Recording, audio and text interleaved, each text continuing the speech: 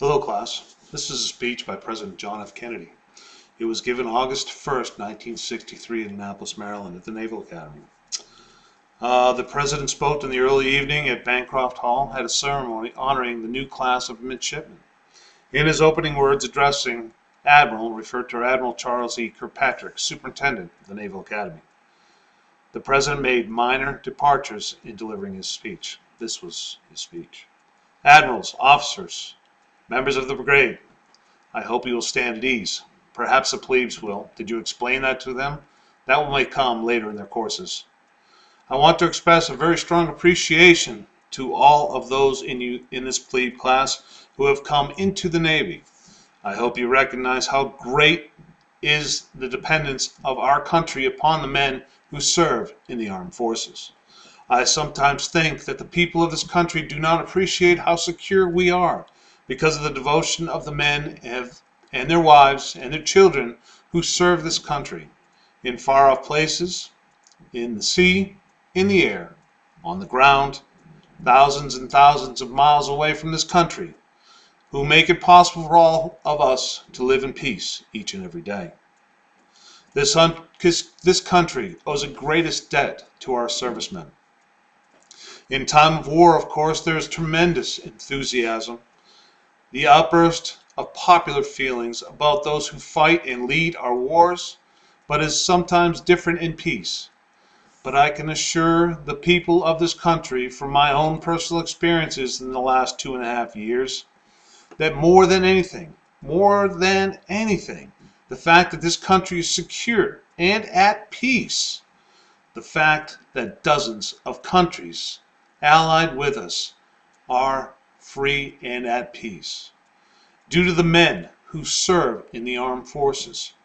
So even though it may be at peace, in fact, though most especially because it is at peace, I take this opportunity to express our appreciation to all of them, whether they are here in Annapolis or whether they are out of sight of land or underneath the sea.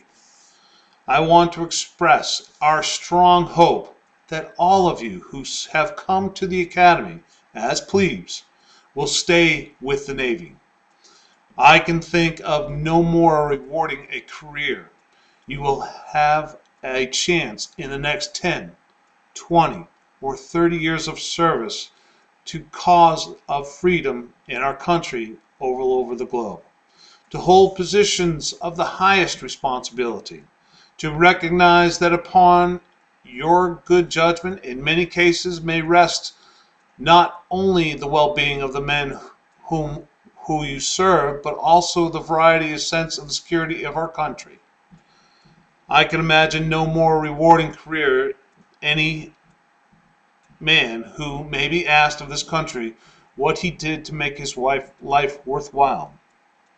I think he can respond with a good deal of pride and satisfaction. I served in the United States Navy. So I congratulate you all. This is a hard job, particularly now as you make the change.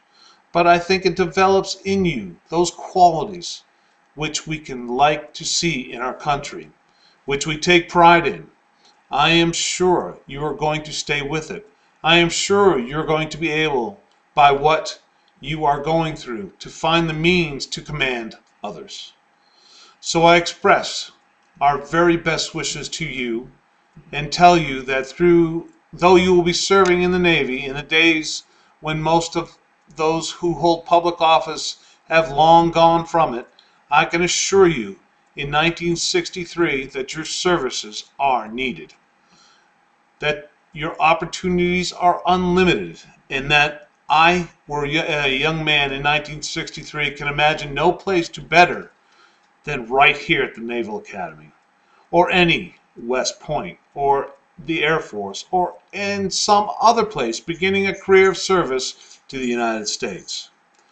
This is an old story which I will close with, which I will give you a valuable advice as you follow a naval career, about a young yeoman who watched a lieutenant begin a meteoric career in the Navy.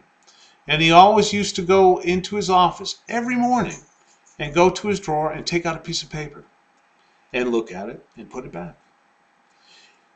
He became the youngest captain, the youngest admiral, the youngest commander-in-chief. Finally, one day, he had a heart attack. The yeoman said, "I want to see what is on that paper. It may help me in my career." So we went over, opened the safe, and pulled out the paper, and it said, "Left port, right starboard." If you can remember that, your careers are assured. Thank you.